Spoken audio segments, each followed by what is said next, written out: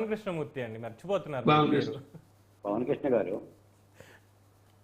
ఇప్పుడు జగన్మోహన్ రెడ్డి గారి 11 సంవత్సరాల కేసులు ఉమ్, 11 ఏళ్ళుగా మనం చెప్తున్నాం.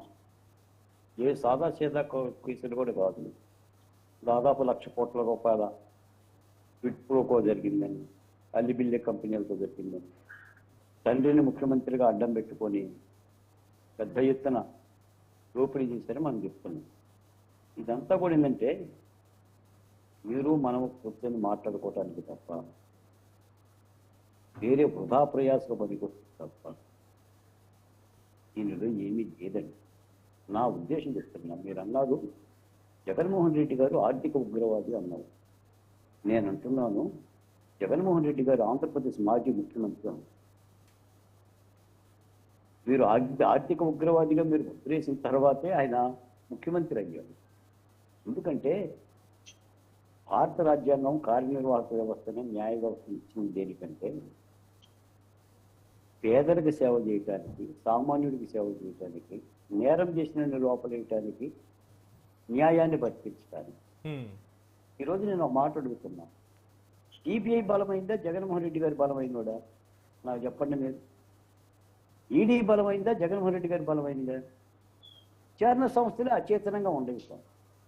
చారణ సంస్థలు మనం అనుకుంటాం సిబిఐ రంగులోనే దేశ అత్యున్నత విచారమైన సంస్థ అని చెప్పేసి దేశవ్యాప్తంగా ఏది జరిగినా కూడా అందరూ కూడా సిబిఐ సిబిఐ సిబిఐ విచారణ వేయాలి అని చెప్పి అడుగుతూ ఉంటాం. దానిలో చావ లేదు, దానిలో సత్తువ లేదు, దానిలో శక్తి లేదు. అది కూడా ఇటు వంగమంటే అటు వంగిపోతుంది. కార్ల్ మార్క్స్ అంటారు, రాజ్యం అనే అధికార పనిముట్టు ఏ పాలకుడి చేతిలో ఉంటే ఆ పాలకుడు అలా ఉంచుకుంటాడు పనిముట్టుగా. ఒక పనిముట్టు రాజ్యాంగం అని, లేకపోతే ఇంటికి తాత్సారం అవుతుంది. 11 సంవత్సరాలు 3,000 వాయిదాలకు జగన్మోహన్ రెడ్డి గారు వాయిదాలకు పోలేదు. ఈ రోజున ఆంధ్రప్రదేశ్, తెలంగాణ జైల్లో కొన్ని వేల మంది ఖైదీ, ఎస్సీలు, ఎస్టీలు, బీసీలు, మైనార్టీలు బెయిల్ రాకుండా. నాకు తెలిసి అసలు బెయిల్లు వేసేవాళ్ళే లేక, అంటే కనీస న్యాయం దొరక్క కూడా జైల్లో 30 ఏళ్ళు 40 ఏళ్ళు జైల్లో ఉంటూ పెరోల్ మీద బయటికి రాని పరిస్థితి. పెరోల్ కోసం అర్జీలు పెడుతున్నాం. ఒక నెల రోజులో 15 రోజులో అమ్మా నాన్నను చూసి వస్తాం, భార్యా బిడ్డలు చూసి వస్తాం చూస్తుంది. పెరోల్ మీద ఖైదీ పెడుతున్నా కూడా ఇటీవల ఒక కేసు ఒకటి మా ముందుకు వచ్చింది. ఆంధ్రప్రదేశ్లో దాదాపు 30 ఏళ్ల క్రితం జరిగిన చిలకలూరిపేట బస్సు దగ్గర కేసులో 2 దళిత కుటుంబాలకు జైలు పడింది. 35 ఏళ్ళు అయింది ఇప్పుడు జైల్లో ఉండబట్టి. వాళ్ళకి పెరోల్స్ లేవు. పెరోల్స్ కోసం తిరుగుతుందంటే కూడా ఓ 15 రోజులు 4 రోజులు పెరోల్స్ అవుతుందా? మరి వాళ్ళకేం న్యాయం జరుగుతుంది, ఇక్కడ వీళ్ళకేం న్యాయం జరుగుతుంది? నిన్న మొన్న మనం చూసాం కదా, ఇప్పుడు రాష్ట్ర ప్రభుత్వం పెట్టిన కేసులోనే ఇప్పుడు మంగళగిరి కార్యాలయంలో దాడి చేసినా, చంద్రబాబు నాయుడు గారి మీద దాడి చేసినా, సుప్రీంకోర్టు ఏం చేసింది? ఓర్టుని ఇచ్చింది కదా, వాళ్ళని అరెస్ట్ చేయమాకనా, విచారణ సహకరిస్తారు, టెలిఫోన్లు మీ చేతికి ఇస్తారు, వాళ్ళని అరెస్ట్ చేయమాకనా అన్నారు. ఇప్పుడు పెద్దోడికి ఒక న్యాయం, చిన్నోడికి ఒక న్యాయం అనేది అర్థమవుతుంది కదా. వ్యవస్థను ఎలా నమ్మాలి అని అంటున్నారు. కాబట్టి కామన్ మ్యాన్ ఏమనుకుంటాడండి, మీకు ఎప్పుడు కూడా పవన్ కృష్ణ గారు మీకు తెలుసో లేదో, సాధారణమైన నిరుపేద కామన్ మ్యాన్ ఎప్పుడు పోలీస్ స్టేషన్కి వెళ్ళడని.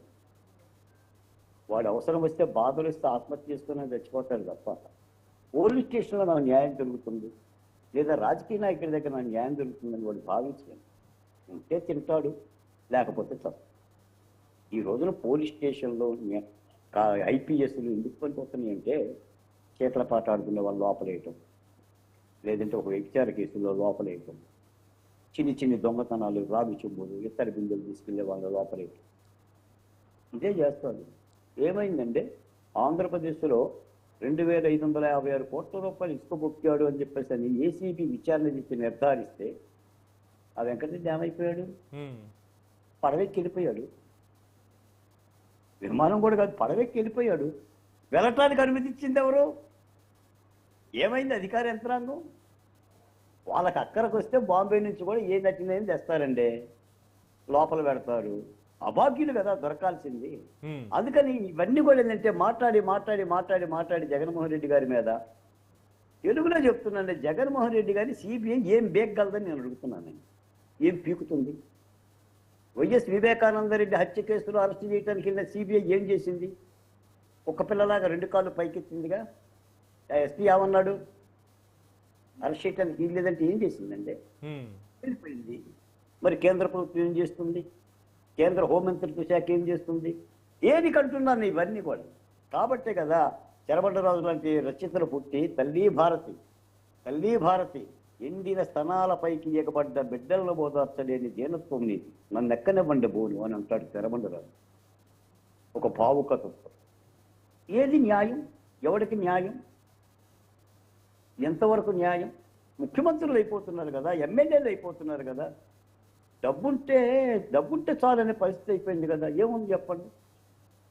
ఎవరి కోసం అని చెప్పేశారని అంటే ఇన్ని చట్టాలు, ఇన్ని విచారణలకు ఎంత ఖర్చు అయిందండి? అవును. ఆ సిబిఐ విచారణకి టంకు పెట్టెలకి అయిన కాగితాల ఖర్చు ఎంతండి? ఆ డైరెక్టర్లకు అయిన ఖర్చు ఎంతండి? ఆ న్యాయమూర్తుల విచారణకి వాళ్ళు కూడా ప్రభుత్వ సొమ్మేగా తినేది. ఎంతకాలం విచారిస్తారు? ఎంతకాలం చేస్తారు సార్? 11 ఏళ్ళ ఒక భారతదేశంలో అత్యున్నతమైన విచారణ సంస్థ సిబిఐ ఆధ్వర్యంలో, ఈడీ ఆధ్వర్యంలో జరిగిన కేసుల విచారణ 11 సంవత్సరాలకి నిందితులు వాయిదాలు కూడా రావడం లేదు. ఉమ్, చూడండి, ఇది చిత్రమా? 7వ వింత, 10వ వింత. ఏది కంటున్నా మనం చెప్పుకోవటానికి తప్ప రాజ్యం కలవాడి సొత్తు అండి, రాజ్యం కలవాడి భోజ్యం. నా ఉద్దేశం చెప్తున్నా. నేనేమి ఈ డిబేట్లో పాల్గొన్న వాళ్ళ అభిప్రాయాలు నేనేం తప్పు పట్టట్లా. లేదు, మీ అభిప్రాయం అందులో డౌట్, ఎటువంటి డౌట్ లేదు. ప్రతి ఒక్కళ్ళ అభిప్రాయం తీసుకోవడానికి పాయింట్ మీద నిరుపేదకు చట్టాలు దూరం, నిరుపేదకు కార్యం